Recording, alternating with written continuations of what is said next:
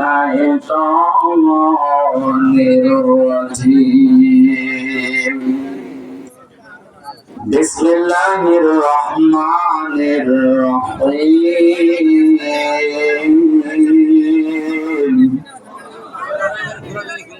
ومن دخله كان آمنا صدقت يا ربنا. عن معاذ بن جبل رضي الله تعالى عنه قال قال النبي صلى الله عليه وسلم خذوا العطاء ما دام عطاء فإذا صار رشوة في الدين ولستم بتاركيه يمنعكم الفقر والحاجة ألا إن روح الإسلام زائرة فدوروا عن كتابي حيث دار ألا إن الكتاب والسلطان لا يفترقان فلا تفارقوا الكتاب إلى آخر الحديث. رواه ابن ماجه. إن الله وملائكته يصلون على النبي يا أيها الذين آمنوا صلوا عليه وسلموا تسليما. اللهم صل على محمد وآله وصحبه وبارك وسلم. জীবনে কখনো তুমি মিথ্যা বলনি, তাই তো তোমায় পেতে কাঁদে ধরণী। তোমারই মতো নেতা পেলেও গফুর তো সুখেরই গোলা চামেলি বকুল। আলহামদুলিল্লাহ। কুড়িগ্রাম জেলার রৌমারী থানার অন্তর্গত জন্তির কান্দা প্রাইমারি স্কুল ময়দানে জন্তির কান্দা ইসলামী যুব সমাজের উদ্যোগে অষ্টম বাৎসরিক তাফসীরুল কোরআন মাহফিলের স্বনামধন্য সভাপতি জনাব আলহাজ মোহাম্মদ আদম বাদশাহ দামাত বারকাতুহুল আলিয়া, সহ সভাপতি আলহাজ ফজলুল হক, প্রধান অতিথি বাংলাদেশ জামাত ইসলামী রৌমারী উপজেলা শাখার সম্মানিত আমির আলহাজ মুস্তাফিজুর রহমান মোস্তাক, বিশেষ অতিথি হিসেবে অনেকগুলো মানুষের নাম দিয়েছেন আপনারা, এলাকার জনপ্রতিনিধি ছাড়া এবং সম্মানিত ব্যক্তিবর্গ। আলোচনা রাখলেন মাওলানা হুসাইন আহমেদ মাহফুজ চুয়াডাঙ্গা, মুফতি ইহসান ইবনে মাসউদ রংপুর, অন্যান্য উলামায়ে কেরাম, সামনে বসা মুসলমান ভাইরা, পর্দার আড়ালের সম্মানিত মা এবং বোনেরা, প্রশাসনের ভাইরা, প্রাণপ্রিয় কুড়িগ্রামবাসী, আল্লাহর দরবারে শুকরিয়া জানাচ্ছি যিনি একটা জগদ্দল পাথর আমাদের বুকের উপর থেকে নামিয়ে দিয়েছে। কষ্ট হচ্ছিল এই জাতি, সে কষ্ট যদিও এখনো শেষ হয়ে যায়নি, এখনো ষড়যন্ত্র চলছে, জালেম বিদায় নিয়েছে, কিন্তু মুনাফিক তো এখনো আছে। এটা আরো ভয়ঙ্কর। ইন্নাল মুনাফিকিনা ফি দারকি আসফালি মিনান নার ওয়া লাম তাজিদ লাহুম নাসীরা। বাতাস করেন, কথা বল কোন কারণে এত কথা কয় রে? কথা বন্ধ করেন। তোমার পিছে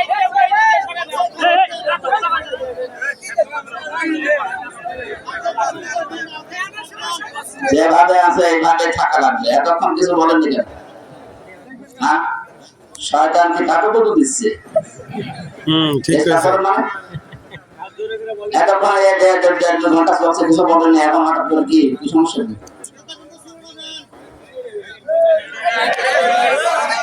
যেভাবে আছে এইভাবে শোনা লাগবে না, এবার ফিরে যান, ডিস্টার্ব করবেন। আপনার জন্য হাজারো মানুষের ডিস্টার্ব হচ্ছে, দেখছেন।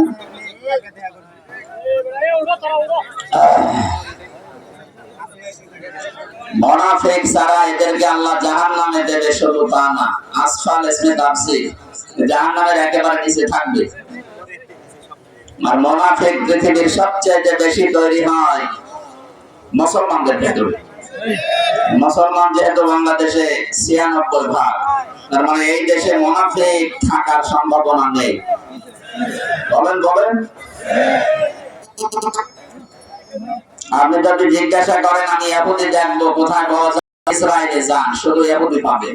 যদি মায়ানমারে যান, বৌদ্ধ পাবেন। খ্রিস্টান দেখবো, আমেরিকা যান। যদি হিন্দু দেখতে চায় কেউ, ভারতে যান, নেপালে যান, শুধু হিন্দু পাবেন। কোন মানুষ যদি বলে আমি মুনাফিক দেখবো, পরে বাংলাদেশে পাঠালাম। মুসলমান বেশি, মুনাফিক থাকার সম্ভাবনাও বেশি।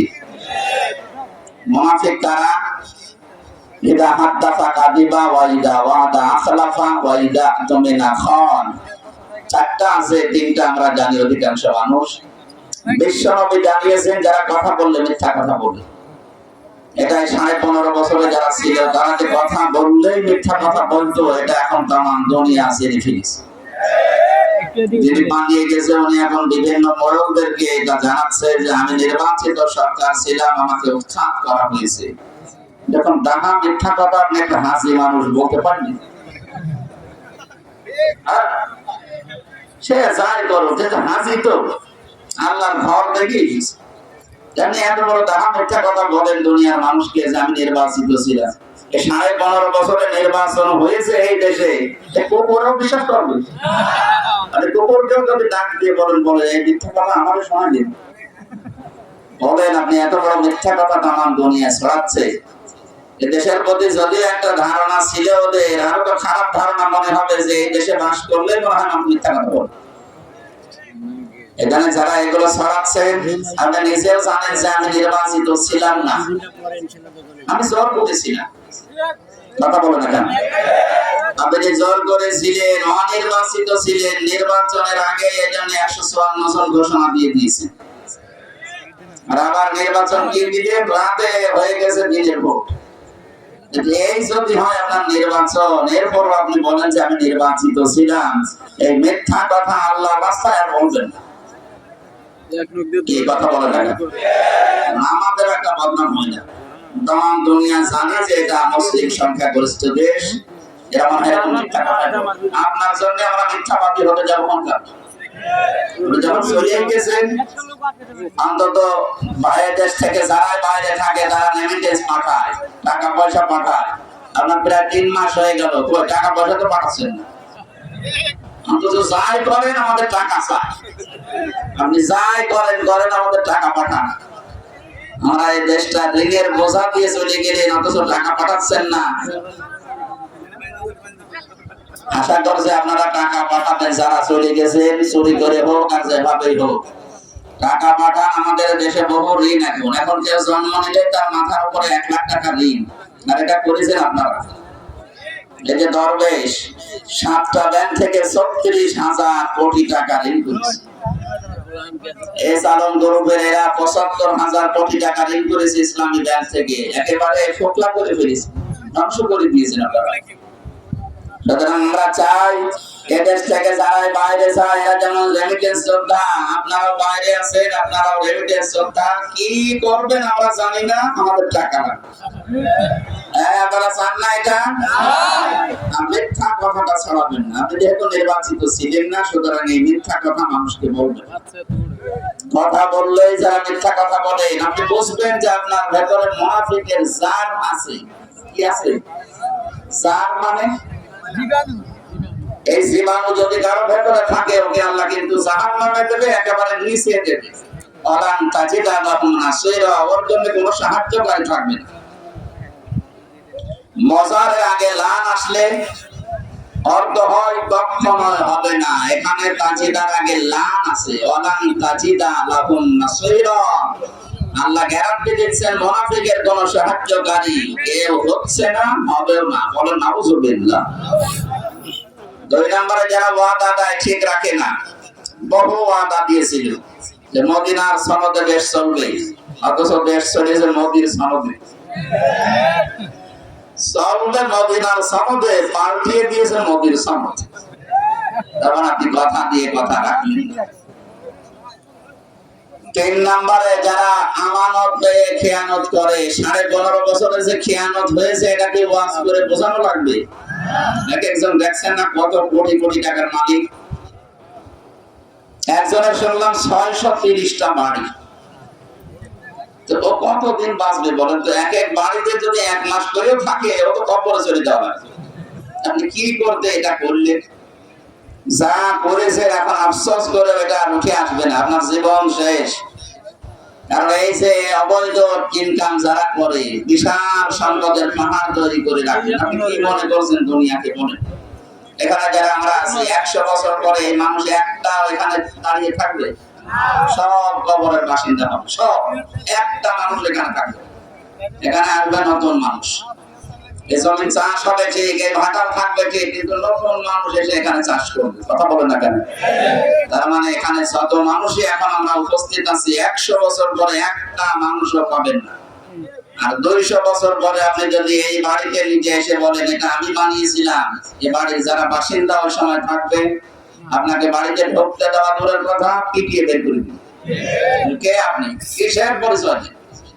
অথচ এই বাড়ির জন্য আপনি দুনিয়ার সবকিছু করেছিলেন। বলেন, এই বাড়িটা বানাতে আপনার সব শেষ হয়ে গেল, আপনি আখিরাত ভুলে গেলেন, আল্লাহর আদেশ নিষেধ মানেননি। বাবা শাহজালাল মদের কাছে সব হালাল, এই চিন্তা ভাবনা জীবন চালাতেন। অথচ সেই বাড়িতে মাত্র 200 বছর পরে আপনি এসে আপনার কোনো দাম নেই, নাম নিশানা কিচ্ছু নেই, আপনাকে ঢুকতেও দেবে না। আমি কথা বেশি বললাম? এটাই বাস্তবতা। এই জন্য আমরা যারা ওয়াদা নিয়েছি মানুষের কাছে, আমানত যারা নিয়েছি, আমানত গুলো যেন খেয়ানত না করি।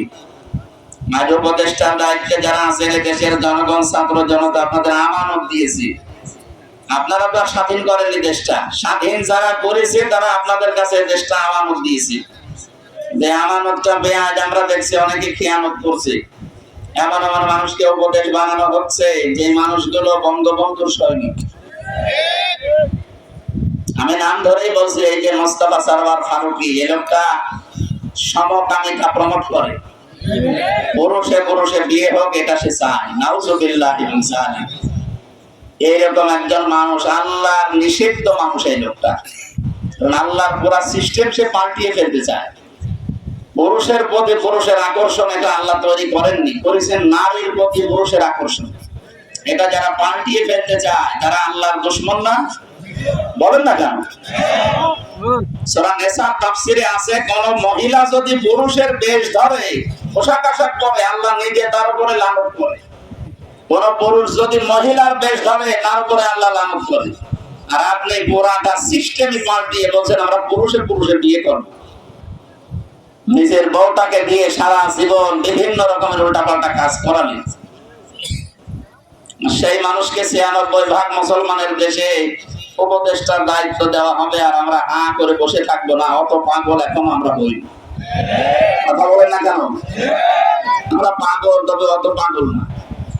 চুপ করেছিলাম এতদিন পর্যন্ত। বাদশাহ সাদ্দাত বিন ইউসুফ, এই লোকটা অত্যাচারী বাদশাহ ছিল। একবার পেয়াদারা এসে বলছে যে বাদশাহ আপনার জন্য তো বাইরে যাওয়া চায় না, খালি মানুষ গালি দেয়। ঠিক আছে, কে গালি দেয় আমি দেখবো। ছদ্মবেশ নিয়েছে, দাড়ি গোঁফ এগুলো লাগিয়েছে, ছেঁড়া পোশাক পরে বাইরে গেছে রাস্তায়, একটা গ্রাম্য মানুষের সাথে দেখা। বলছে এই বেটাই, বাদশাহ হাজ্জাজ বিন ইউসুফ লোকটা কেমন? অত জানেন? বলছে কি বলবেন? জালেমের বাচ্চা জালেম। সেই 2-3 বার জালেম করেছে, ওর মেজাজ গেছে খারাপ হয়ে। বলছে আমার চিনিস না? আমি সেই ইউসুফ। চিন্তা করছে আমার তো মাথা থাকবে না। ডাক দিয়ে বলছে বাদশাহ আপনি আমার চেনেন? আমি এই গ্রামে রইল যার মাসে 2 দিন মাথা খারাপ হয়, আজকে তার পয়লা দিন।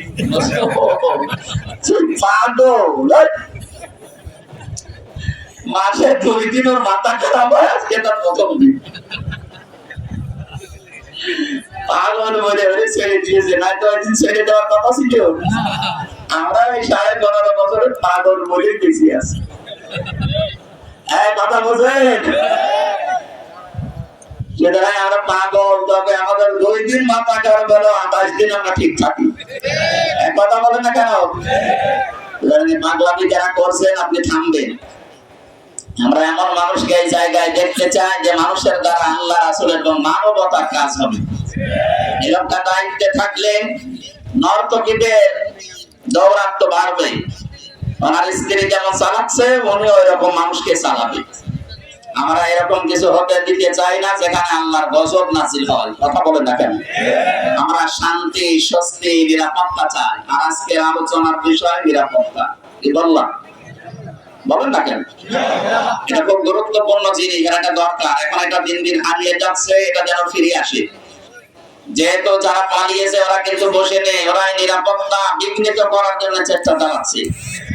ওরা চাচ্ছে দেশে যেন মানুষের নিরাপদে না থাকে, তাহলে বিশ্বকে দেখানো যাবে যে আমরা ছিলাম, ভালো ছিল, এখন নেই। এই দেখেন বিশৃঙ্খলা চলছে।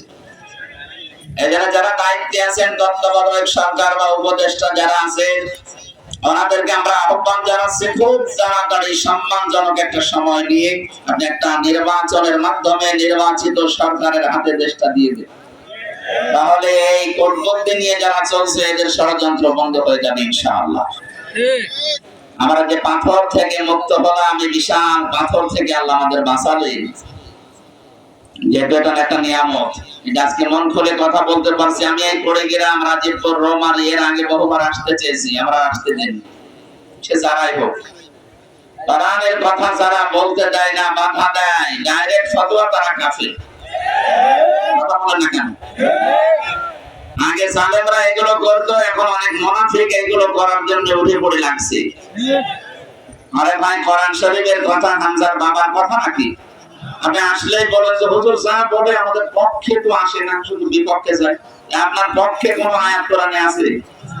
আপনি খান সুদ, আপনার পক্ষে আমি আয়াত পাবো কোথায়? আপনি টাকা ছেড়ে রাখেন, 1 মাস পরে 1000 টাকা দিলে 200 টাকা বেশি দেয়। দেখলেন? এরকম মানুষ যদি এলাকায় থাকে যে টাকা ছেড়ে রাখে, টাকা আসে, ওর পক্ষে কোন আয়াত কোরআনে আছে? কোরআনের কথা বলতে গেলে তোর বিপক্ষে যাবে। কথা বলে না কেন? আলা আলাহুল খালকু ওয়াল আমর। এই দুনিয়া বানিয়েছেন যিনি, আইন চলবে তার।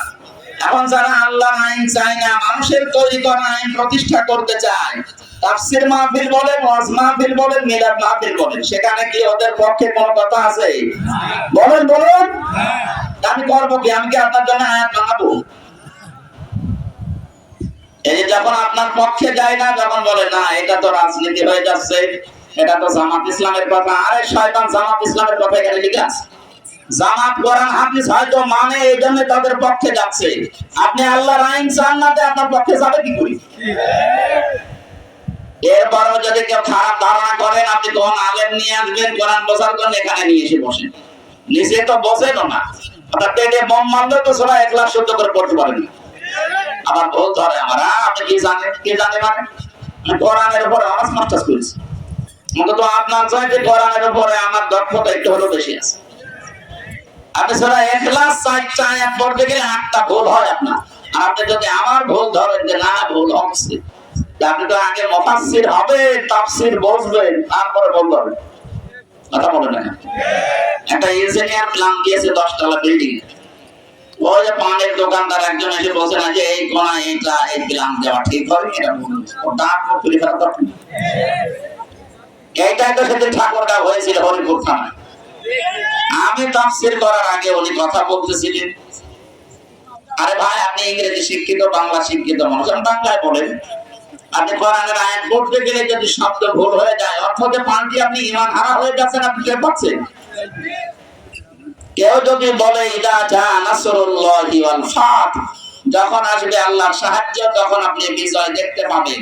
নসর মানে সাহায্য, নুন সাদ র। কিন্তু মুখটা গোল না করে যদি সরাসরি বলতে থাকেন সিন দিয়ে, ইদা জা নাসরুল্লাহি ওয়াল ফাত, যখন আসবে ঈগল পাখি, তখন আপনি বিজয় পাবেন। এখানে আকাশ পাতাল হয়ে গেছে। ওই দিন তো ওইটাই হচ্ছে। এই কথাগুলো আপনাকে আমি সংশোধনের জন্য, শুধরানোর জন্য বললাম, আর আপনি উল্টা বলছেন আমাকে অপমান। আপনাকে আমি অপমান করবো কোথায়? আপনার আমি চিনি কোথায়? কুষ্টিয়ায় আমার বাড়ি, কোথায়? এটা কুড়িগ্রাম। যেন আপনার পক্ষে যাচ্ছেন না বলে মনে করবেন না হুজুর মনে হয় ওই দলের। না, আমি সবার জন্য। কোরআনে কারীম যেমন সবার জন্য, আমিও সবার জন্য হয়ে এসেছি। মান ক্বালা বিহি সাদাকা, কোরআন দিয়ে কথা বললে তারা সত্য কথা বলে। আমরা কথা বলবো কে দিয়ে? আরো জোরে বলে, আমান দাআ ইলাইহি হাদা। নবীজি বলেন, যে ব্যক্তি কোরআন দিয়ে মানুষকে ডাকবে, আল্লাহ নিজে তাকে হেদায়েতের উপরে রাখবে। শব্দটা বোঝেননি? আমান দাআ একালিফ টান আছে, আমান দাআ ইলাইহি হাদা। কেউ যদি মানুষকে কোরআন দিয়ে ডাক দেয়, আল্লাহ নিজে তাকে হেদায়েতের উপরে রাখে। সুতরাং হেদায়েতের উপরে থাকতে হলে দয়া কার? আপনাকে আজকে থেকে সিদ্ধান্ত নিতে হবে, শুধু জুব্বা গায়ে দিলে, পাগড়ি মাথায় দিলে, তাসবিহ টিপলে হেদায়েতের উপর থাকা যায় না। এটা থাকার জন্য আল্লাহর দয়া লাগে, আর আল্লাহ রাখবে তাকে যে কোরআন দিয়ে মানুষকে ডাকবে। কোরআন দিয়ে ডাকা মানুষের দেশে কম না বেশি? এটা আমার গিয়াসউদ্দিন তাহেরি ভাইও ডাকে। এই কোরআন দিয়ে ডাকে না বাবা দিয়ে? আল্লাহ বাবা, ফাতে বাবা, কি বাবা বানিয়েছে আল্লাহ জানে। তো মানুষ কিন্তু তার কাছে যাচ্ছে। আজকে থেকে সিদ্ধান্ত নেবেন, কোরআন যেখানে নেই, আপনি যদি ভালো হওয়ার নিয়তে ওখানে যান, মানিত্তাবাল হুদা বিগাইরিল কোরআন আদাল্লাহুল্লাহ। তিরমিজি শরীফের হাদিস। এখানে আরবি গ্রামার যারা বোঝে ওদের জিজ্ঞাসা করেন। নবী যদি বলতেন দল্লা, তাহলে অর্থ হয়ে যেত দল্লা ইয়াদিল্লু, মানে আপনি নিজেই নিজেকে ভ্রান্ত বানিয়ে ফেলেছেন।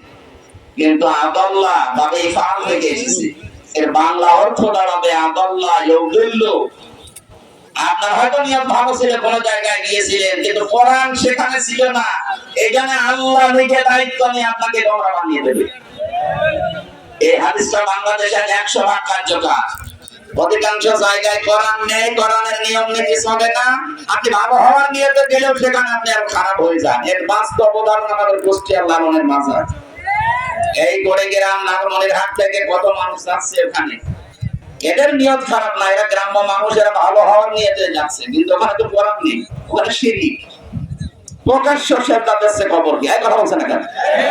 সারা পৃথিবীতে দুইটা মাত্র জায়গা আছে যেখানে নির্বিঘ্নে পুলিশ পাহারা দিয়ে গাঁজা খাওয়া। একটা কুষ্টিয়ার লালনের মাজার, আর এই বগুড়ার মহাস্থান করে। তামাম দুনিয়া মিলে আমি এই দুইটা জায়গা পেলাম যেখানে নির্বিঘ্নে পুলিশ পাহারা দেয় আর মানুষ গাঁজা খায়।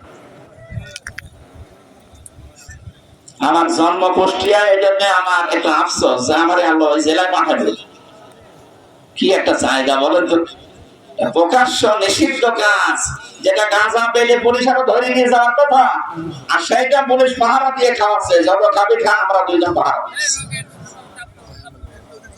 তাহলে আমি যেটা বলতে চাচ্ছিলাম, মোবাইল বন্ধ করে রাখি। কোরআন যেখানে নেই, ওখানে যদি কেউ ভালো হওয়ার নিয়তেও যায়, তাকে খারাপ বানিয়ে দেবে হামজা। বলেন বলেন না, কে? আদাল্লাহুল্লাহ, এর ফাইল সরাসরি আল্লাহ। আমি আল্লাহ নিজে তাকে খারাপ বানাবো। সুতরাং আজকে সিদ্ধান্ত নেওয়া যায় না করে গ্রামবাসী, যেখানে কোরআন নেই, কোরআনের কর্মসূচি নেই, এরকম দরবার যদি আমার বাবাও তৈরি করে, আমি ওখানে নেই।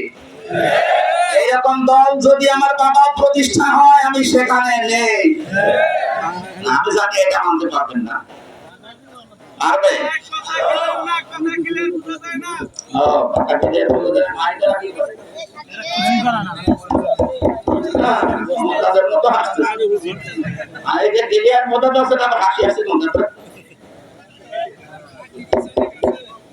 যতটুকু বলার আছে এটা শোনেন, পরের দিন ইন্টারনেটে নামিয়ে নেবেন। আমার বিষয়টা শেষ করা লাগবে। কাটসাট কথা বলছি ভাই, যেখানে কোরআন নেই, ওটা আমার বাবা যদি ওই দলের প্রতিষ্ঠাতা হয়, আমি ওই দলে নেই। কারণ বাবা জাহান্নামে গেলে আমি তো যেতে পারি না। এক কথা বলেন না কেন? এরপরও আপনার বিবেক কাজে লাগে না, খালি টেনে নিয়ে যান। না, এ হুজুর মনে হয় সব বন্ধ হোক, আপনি তখন টের পাবেন। ফাকাদ হুদিয়া ইলা সিরাতিল মুস্তাকিম, হাদিসের শেষ কথা এটা। নবীজি বলেন, যে ব্যক্তি কোরআনের ডাকে সাড়া দেবে, আল্লাহ তাকে সিরাতে মুস্তাকিম নসিব করে দেবে। আমরা যেহেতু শান্তি, স্বস্তি, নিরাপত্তা, সহজ সরল পথ চাই, আজকে ডাকে সাড়া দেওয়া লাগবে কিসের বলেন তো? কোরআনের। আমরা কোরআন দিয়ে আজকে আপনাদেরকে ডাকছি। সূরা আলে ইমরানের একটা মাত্র আয়াতের 4 ভাগের 1 ভাগ করেছি। আমার যতটুকু কোরআনের উপরে আয়াত আছে, এখানে আল্লাহ যত কথা দিয়েছেন তাফসীর আকারে যদি আমরা কথা বলি, এই দিন শেষ হয়ে রাত শেষ হয়ে আরো দিন আসবে, তা কোরআনের কথা শেষ হবে না। আল্লাহ রাব্বুল আলামিন বলেন, কুল লাউ কানাল বাহরু মিদাদান লিকালিমাতি রাব্বি লানাফিদাল বাহরু ক্বাবলা আন তানফাদা কালিমাতু রাব্বি ওয়ালাউ জিনা বিমিসলিহি মাদাদা। বলেন আল্লাহু আকবার। আল্লাহ পাক বলেন, নবী আপনি বলুন, তাম দুনিয়ার সব পানি যদি কালি হয়ে যায়, যত গাছ গাছরা আছে, বন জঙ্গল আছে, সব যদি কলম হয়ে যায়, তাম দুনিয়ার জিন আর মানুষ মিলে যদি আমার কোরআনের কোন শব্দের ব্যাখ্যা লেখা শুরু করে, তাম দুনিয়ার পানি সব শেষ হয়ে যাবে। লিখতে লিখতে জিন আর মানুষের হাত ব্যথা হয়ে যাবে, তারপর আমার কোরআনের ব্যাখ্যা লিখে শেষ করা যাবে না। কথাটা শুনতে যত সহজ মনে হচ্ছে, বাস্তবে অত সহজ না। আপনি একটু হৃদয় দিয়ে ভাবেন তো, অন্তরের চক্ষু দিয়ে, যে দিল আছে ভেতরে, এটা দিয়ে একটু চিন্তা করেন। তাম দুনিয়ায় যত পানি আছে, যত গাছ গাছরা দেখতে পাচ্ছেন, এই যে বন জঙ্গল, পৃথিবী ভর্তি করা আমাজন জঙ্গলে, তাম দুনিয়ার সব জায়গায় বড় জঙ্গল আমাজন, কত গাছ গাছরা আছে, সব আল্লাহ বলেন কলম বানিয়ে ফেলবে। যত মানুষ দুনিয়ায় পাঠিয়েছি, যত জিন পাঠিয়েছি, সব জিন আর মানুষ মিলে আমার কোরআন ব্যাখ্যা করলে তাও শেষ করা যাবে না। এইটা থেকে আজকে তাফসীর হচ্ছে। 1-1.5 ঘন্টা, 2 ঘন্টা, 5 ঘন্টার ব্যাপার না। কিয়ামত পর্যন্ত লিখলেও যেটা শেষ হয় না, 1 ঘন্টার ভেতরে শেষ হয়ে যাবে। আমাদের জ্ঞান নেই হয়তো, এই জন্য আমরা পারি না। আল্লাহ যাকে জ্ঞান দিয়েছিলেন মুহাম্মদ রাসূলুল্লাহ, তাকে আল্লাহ এই আয়াত নাযিল করে জানিয়েছেন, কিয়ামত হয়ে গেলেও আপনি পারবেন না। জোরে বলেন সুবহানাল্লাহ। এরকম এক বিশাল সমুদ্র নিয়ে আমরা বসেছি। আল্লাহ সূরা আলে ইমরানের আয়াতে জানাচ্ছেন, মান দাখালাহু কানা আমিনা। এটা কাবা শরীফ সংক্রান্ত আয়াত। কোন আয়াত থেকে কথা বলতে হলে ঐতিহাসিক প্রেক্ষাপট, শানে নজর, এর নামকরণ। আপনাকে মাথা কাটা আছে?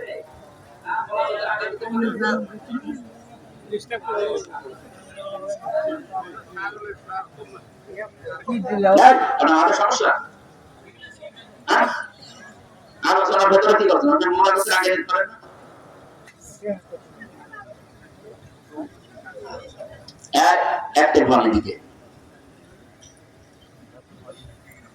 তাফসীর করার জন্য যে 8টা-9টা পয়েন্ট বলছি, এগুলো আগে বলে নেওয়া লাগে। এইগুলো বলতে গেলে আমাদের মূল যে কথাগুলো সামনে আমি পয়েন্ট আকারে 27টা সাজিয়েছি, এগুলো ফৌত হয়ে যাবে। আমি একবার সরাসরি কোরআনে কারীমের সূরা আলে ইমরানের আয়াতে যাচ্ছি। আল্লাহ বলেন, এই ঘরের ভেতরে যে প্রবেশ করবে তাকে আমি আল্লাহ নিরাপত্তা দিয়ে দেব। ওই জামানায় তারা কাফের মুশরিক, আল্লাহ রাসূল বিশ্বাস করতো না, কিন্তু এই ঘরকে এত সম্মান দিত, নিজের বাবার খুনি, তারপরও কাবার এরিয়ার ভেতরে বাইরে আর কিছু বলতো না। এই জায়গাটা আল্লাহ এত নিরাপত্তা দিয়ে বেষ্টনী দিয়ে রেখেছিল। এবার আসেন আমাদের মূল কথায়। যেহেতু কাবার যে সত্তর কাবার যে এরিয়া, এই জায়গায় প্রবেশ করলে নিরাপত্তা দেয় কে? আমার প্রশ্ন কেন দেয়? কারণ ওই জায়গাতে আমার আল্লাহর ঘর আছে। আর আসতে বলে কি আছে বলেন তো? ইন্না আওয়ালা বাইতি উযিআ লিন-নাসি লাল্লাযী বিবাক্কাতা মুবারাকান ওয়া হুদাল লিল আলামিন। আল্লাহ পাক বলেন, পৃথিবীর সর্বপ্রথম যে ঘরটা প্রতিষ্ঠিত হয়েছে, সেই ঘরটা কাবা ঘর, যেটা মক্কায় অবস্থিত। এখানে আল্লাহ মক্কা নাম না দিয়ে বাক্কা দিয়েছেন। এটা ওই দেশের প্রাচীন একটা নাম। মক্কার আগের নাম কি ছিল বলেন তো? বাক্কা। বলেন এই বাক্কা, এই জায়গাতে আমার আল্লাহ তার ঘরটা সর্বপ্রথম এই পৃথিবী তৈরি করার সময় বানিয়ে দিয়েছেন। পরবর্তীতে পদে পদে বিভিন্ন নবীরা সংস্কার করেছে। ফিহি আয়াতুম বায়্যিনাতুম মাকামু ইব্রাহিম। আল্লাহ পাক বলেন, এর ভেতরে বহু নিদর্শন আমি রেখে দিয়েছি। এরিয়ার ভেতরে তার অন্যতম নিদর্শন মাকামে ইব্রাহিম, যেটা লিফট বলা হয়। হযরত ইব্রাহিম যেটার উপরে চড়তেন, হঠাৎ পাথরটা উপরে উঠে যেত। এই বিশাল বিশাল পাথর দিয়ে তিনি কাবা ঘর নির্মাণ করেছিলেন, ওই পাথর লিফট হিসাবে ব্যবহার করে। বিজ্ঞান মাকামে ইব্রাহিমের এই পাথরকে চিন্তা ভাবনা করে, লেখাপড়া করে, গবেষণা করে লিফট আবিষ্কার করেছে। মানুষ উপরে উঠতে পারে, কাজ শেষ করে নামতে পারে, আমরাও পারবো। এই যে বিভিন্ন নিদর্শনের কথা আল্লাহ শোনাচ্ছেন কেন?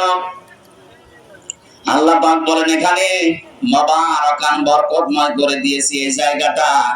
আমাদের যিনি জাতির পিতা হযরত ইব্রাহিম, তার সন্তান ইসমাঈলের স্ত্রী হাজেরাকে এখানে যখন প্রথম রেখে গিয়েছিলেন, ওই সময় একটা দোয়া করেছিলেন, ও মাবুদ, আমি চলে গেলাম আমার এই দুগ্ধ পোষ্য শিশু এবং আমার স্ত্রীকে রেখে এই মরুভূমির প্রান্তরে, তবে আমি একটা দোয়া করলাম, কিয়ামত পর্যন্ত আমার এই সন্তান, এর বংশধর যেখানে বসবাস করছে এই মক্কা এরিয়াতে, গোশত আর দুধের কোনো অভাব যেন না হয়। হাজার হাজার বছর আগের দোয়া আমাদের জাতির পিতা ইব্রাহিম নবীর, এটা এখনো চলছে কিয়ামত পর্যন্ত। অন্তত মক্কা এরিয়ার ভেতরে আপনি দুধ আর গোশত কোনো অভাব পাবেন না। ওঠের দুধ, ছাগলের দুধ, দম্বার দুধ, গোশত বেটের কোনো অভাব নেই। অথচ কোনো ফল ফলাদি ফসলাদি পুরো মক্কায় আমি পাইনি। এর অন্যান্য যে প্রদেশগুলো আছে, আপনি আল কাসিমে যান, ওখান থেকে রিয়াদে যাবেন, তায়েফে যাবেন, পাহাড়ের উপর একটা শহর সাজানো গোছানো, অথচ কি সুন্দর সুন্দর ফল সেখানে সাজিয়ে রেখেছেন আল্লাহ। একটা পাথর আর মরুভূমি আর বালি এছাড়া কিচ্ছু নেই মক্কা নগরে, অথচ গোশত আর দুধের কোনো অভাব নেই। এমন বাবা, তিনি দোয়া করেছিলেন কিয়ামত পর্যন্ত বরকত চলতে থাকবে। দুঃখ যারা করো সত্য, আমি আফসোস করে কথাটা বলছি, আমরা অনেককে জাতির পিতা বানিয়েছিলাম, তিনি এমন দোয়া করেছে এখন না খেয়ে মরছে। তিনি একটা স্বপ্ন দেখতেন, কিছু হলে এটা আমার বাবার স্বপ্ন ছিল। আমার মনে হয় এই যে আমি আসলাম আজকে যেখানে ছিলাম, সকালবেলা এসে রাজীবপুরে ওখানে একটা কাঠের ব্রিজ বানিয়েছে। কাঠের ব্রিজ দেখলাম, ওই বাড়িওয়ালা শুনলাম নিজে টাকা পয়সা কালেকশন করে নিজেই বানিয়েছে কাঠের ব্রিজ। আমার মনে হয় এটাও বঙ্গবন্ধুর স্বপ্ন ছিল।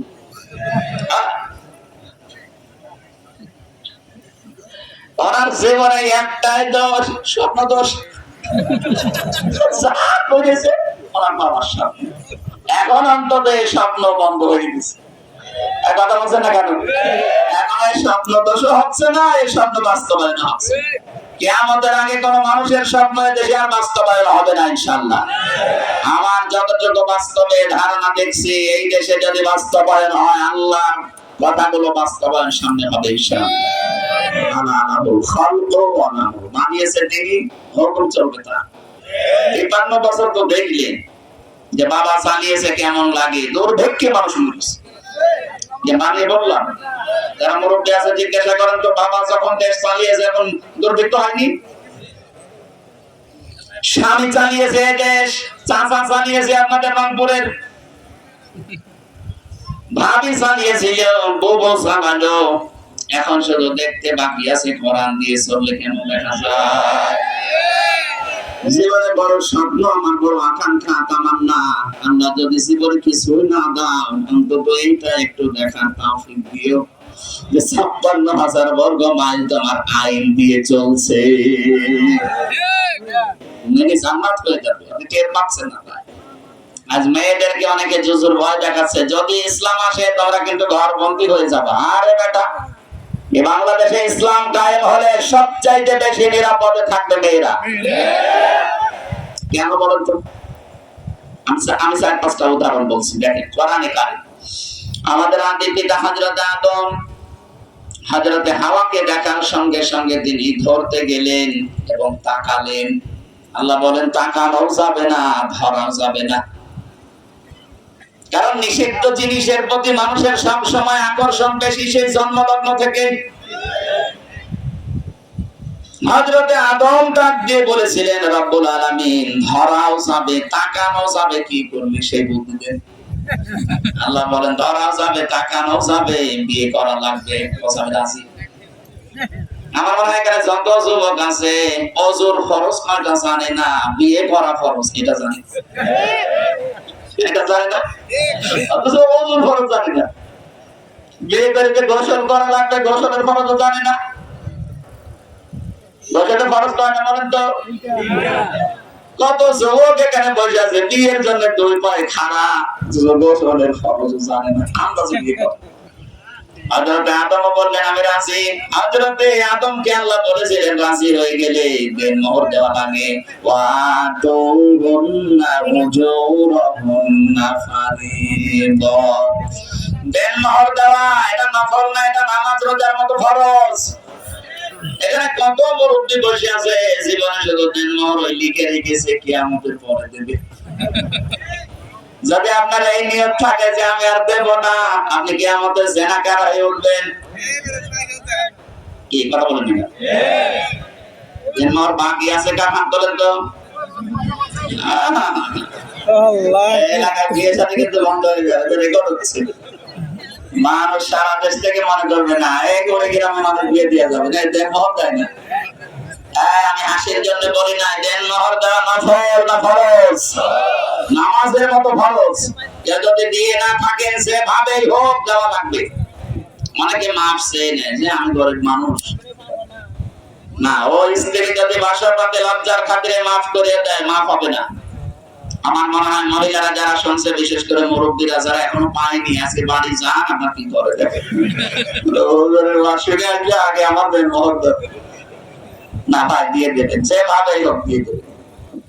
যদি একেবারেই কায়দা না থাকে আমি মাইকে বললে বাবা জেনে ফেলবে, তারপর বলছি আস্তে করে যে কাজ কাম বাদ দিয়ে বলবেন আমি করবো কি, সবই তো তোমার, যাদের মোহর বাকি ছিল সব তোমার দিয়ে দিলাম, যা বাড়ি ঘর টাকা পয়সা আমার গরু ছাগল যা আছে সব। কাজ না করে বসে থাকলে বলবা কি কাজে যাবা না, যাবো কি করে, সব তো তোমার। তখন বলবে ঠিক আছে এই বাটা নেওয়া যায়। এটা সূরা নিসার ভেতরে আছে, যদি আনন্দ চিত্তে তখন দিয়ে দেয় আপনি এটা একেবারে আল্লাহর রাস্তায় খাবেন। তখন দেন মোহর দেওয়া লাগবে। আমার 50,000 টাকা ছিল, মেয়েদের একটা ঝামেলা আছে, এদের চরিত্র কি এরকম আমি বুঝি না। এই দেন মোহর আমার মনে হয় 3 বার দেওয়া হয়েছে, তারপর কিছুক্ষণ হলেই বলে আমাকে দেন মোহর দেবেন না, আর এরপরে কয়বার দেবো।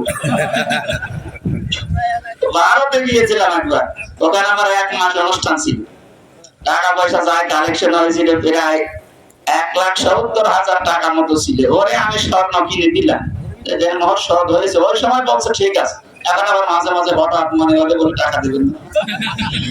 মেয়ে লোকের কাছে টাকা ধার নেওয়া এ আনার যন্ত্র। আমার মনে হয় 1 টাকা 10 বার দিলেও শোধ হয় না। যখনই মনে হবে বলে আসে টাকা, কয়বার দেবো। এখানে টাকা ধার নিতে হলে দরকার ফকিরের কাছে নেবে, বড় কাছে টাকা ধার নেবে না, খুব যন্ত্রণা আছি, আমি নিতে চাই না। আমি আপনার সময় যদি টাকা পয়সা হাতে না থাকে, গাড়ির তেল মেল নেওয়া লাগবে, গ্যাস নেওয়া লাগবে, ড্রাইভারকে বলি টাকা পয়সা আছে, যদি বলে হ্যাঁ ঠিক আছে। ম্যাডামের কাছে নিলে ও 10 দিন দেওয়ার পরে দেখা যাচ্ছে মনে হলেই টাকা চাবে। হযরতে আদম আলাইহিস সালাম বলেছিলেন আল্লাহ আমার কাছে তো দেন মোহর দেওয়ার কিছুই নেই, আমি কি করি এখন? আল্লাহ বলেন একটা কাজ করা যায়, আমার শেষ নবী আমার বন্ধু মুহাম্মদুর রাসূলুল্লাহর উপরে 10 বার দরুদ শরীফ পড়ো। বিয়ে হয়ে গেল, আল্লাহ ডাক দিলেন এবার যাও, ওয়াকুলনা ইয়া আদাম উসকুন আনতা ওয়া যাওজুকাল জান্নাতা ওয়া কুলা মিনহা রাগাদান হাইসু শি'তুমা। আলে মাসালা এটা ভালো করে শুনবেন, আমি কিন্তু আপনাকে বলবো।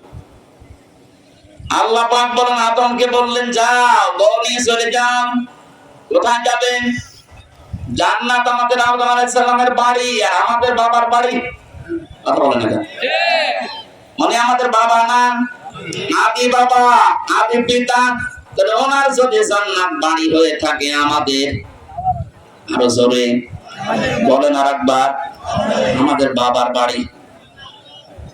আল্লাহ বললেন আনতা ফাকুলনা ইয়া আদম উসকুন আনতা ওয়া যাওজুকাল জান্নাহ, যাও তোমার স্ত্রীকে নিয়ে তুমি তোমার বাড়ি চলে যাও। তার মানে আয়াত থেকে প্রমাণ হয় বিয়ে করার পরে বউ নিয়ে বাবার বাড়ি যাওয়া লাগবে। অথচ কত মানুষ এখানেও বসে আছে ঘর জামাই থাকে, আমরা লজ্জা করে না। বিয়ে করতে মন চায়, বউ নিয়ে বাবার বাড়ি যাবেন না, ঘর জামাই থেকে যাচ্ছে। মাঝখানের শব্দটা দেখেন তো, আনতা, তুমি যাও, যাওজুকাল জান্নাহ, তোমার স্ত্রীকে নিয়ে যাও বাড়িতে। কিন্তু পরের শব্দে দেখেন ওয়াকুলা, এই জায়গায় আল্লাহ দ্বিবচন দিলেন, এর আগে আনতা দেননি। এই জন্য তো তাফসীর মাহফিলে আসা লাগে, এই জন্য কোরআনে কারীম নিয়ে চিন্তা ভাবনা করা লাগে। মা বোন যারা এসেছেন, শুধু আপনাদের জন্য আমি বলছি না, এখানে রেকর্ড হচ্ছে। এই করে গ্রামের এই যন্ত্রের কান্দা হয়তো বাংলাদেশের অনেকে চেনে না, কিন্তু কোরআনে কারীমের এই কথা তামাম দুনিয়ায় আল্লাহ কোরআনের ইজ্জতে ছড়িয়ে দেবেন। আমার সামনে এখন 20,000 মানুষ না, 18 কোটি মানুষ আমার সামনে বসে আছে। সবাইকে নিয়ে বলছি, আল্লাহ আনতা প্রথমে দিলেন, পরের শব্দে কিন্তু আমার আল্লাহ ওয়াকুলা একবারে দিয়েছেন, আনতা দেননি। না, আনতা নেই, ওয়াকুলা দুই বচন দিয়েছেন, এক বচন না দিয়ে। এর আগে আনতা দেননি। আর যারা মানবাধিকারের কথা বলেন, যারা নারীর পক্ষে কথা বলার জন্য সংগঠন বানিয়েছেন, নারী পক্ষ, নারী স্বাধীনতা আন্দোলন, নারী বিপ্লব পরিষদ, কিসের পরিষদ আপনি? আপনার আগে 1,500 বছর আগে আল্লাহ এই অধিকার মেয়েদেরকে আগে দিয়ে দিয়েছেন। আল্লাহ আদমকে বলছেন, আদম বিয়ে হয়ে গেছে, তুমি এখন স্বামী, বাড়িতে বউ নিয়ে যাওয়ার পরে নিজে মরণের খাওয়া খাবে না, তুমি সেই মানের খাবার খাবে। তবে আগে খেয়ে নেবে, তারপরে বউ খাবে, কথাও নেই, একবারে ওকুলা দিয়েছেন। তুমি যেই মানের খাবার খাবে, যেই মানের পোশাক পরবে, যেইভাবে থাকতে পারবে, ওই রকম ঘরে, ওই রকম পোশাকে, ওই রকম খাবার তাকে দেওয়া লাগবে। কথা বলে না কেন? নারীরা যদি এই অধিকার বুঝতো, ওরা ওদের অধিকার আদায়ের জন্য আন্দোলন করতো। ওরা এই অধিকার গুলো বোঝে না। এই জন্যই তো আমি বলছিলাম, এই পৃথিবীতে যদি ইসলাম আসে, সবচাইতে বেশি অধিকার ভোগ করবে মেয়েরা। কারণ তখন জানবে যে কোরআন এটা দুনিয়ায় কায়েম করতে চায়। পরের শব্দ দেখেন, রাগাদান হাইসু শিতমা, আদম যেখানে ইচ্ছা যাবে, যেখানে ইচ্ছা ঘুরবে, যা ইচ্ছা খাবে, কিন্তু সাবধান, ওই গাছের কাছে যাবে না। প্রশ্ন আসতে পারে, বউ নিয়ে বাবার বাড়ি যেয়ে শুধু ঘর বন্দি করে বসে থাকলে হবে না। তাকে আপনার সামর্থ্য মতো আপনি নিয়ে যাবেন ঘুরতে, আত্মীয় স্বজনের বাড়ি যান, বিভিন্ন অনুষ্ঠানে যান, এটা জায়েজ নেই? কথা বলেন না কেন? এটা স্বামীর জন্য দরকার, নাই তো শেষে আপনার বউ আপনাকে হারানো লাগবে। ইসলাম কি ব্যালেন্স করে দিয়েছে দেখেন। আপনি যাবেন আপনার বউ নিয়ে ঘুরতে বিভিন্ন জায়গায়, কিন্তু সাবধান, ওয়ালা তাকরাবা হাদিহিশ শাজারাতা ফাতাকুনা মিনাজ জালিমিন।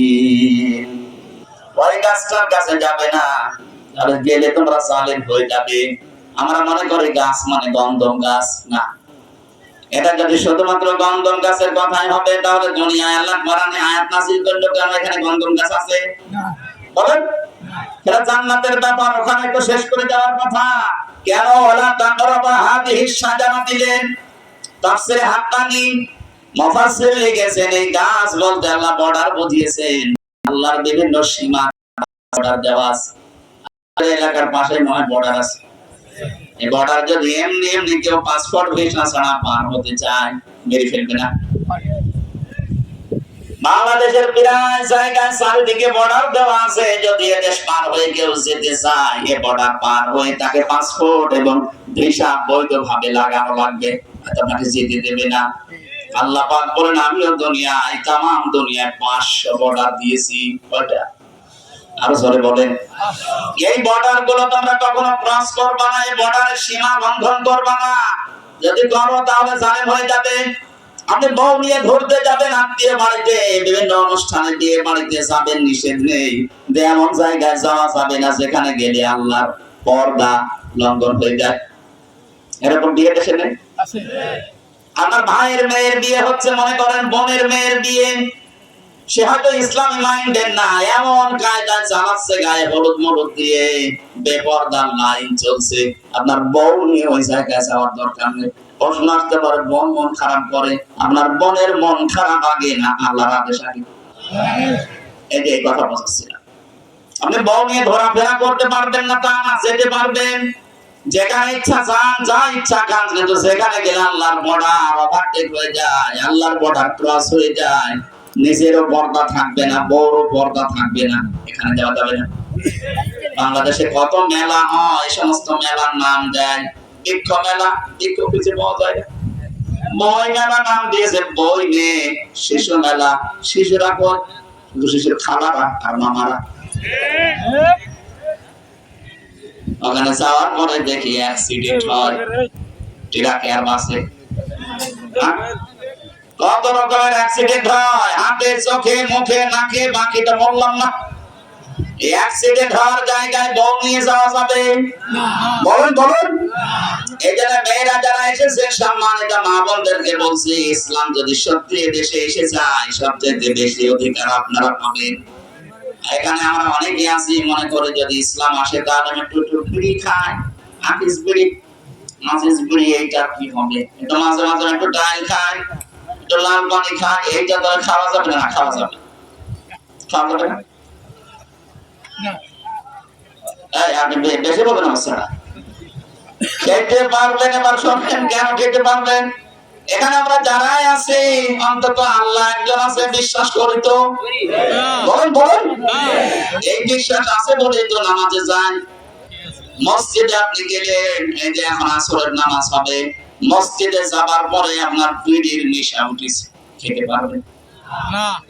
যতই নেশা লাগুক, আপনি মসজিদের এরিয়ার ভেতরে বিড়ি খেতে পারবেন না। খেতে হলে মসজিদ পার হয়ে যাওয়া লাগবে। কথা বলেন না কেন?